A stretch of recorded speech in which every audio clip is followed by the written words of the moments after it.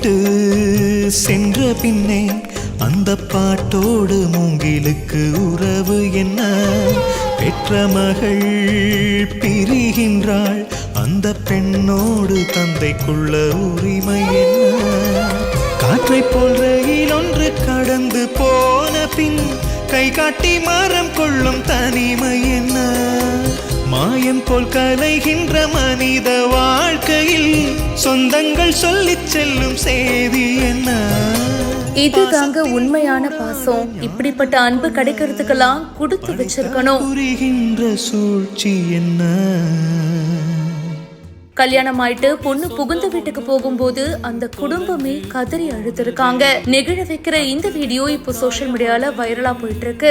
இவங்களுக்கு கல்யாணம் இப்பதாங்க முடிஞ்சிருக்கு. சோ பொண்ணு வந்து புகுந்த வீட்டுக்கு போக போறாங்க அப்படின்ற அந்த ஒரு மொமெண்ட் வந்ததும் அந்த குடும்பமே கதறி அழ ஸ்டார்ட் பண்ணிட்டாங்க.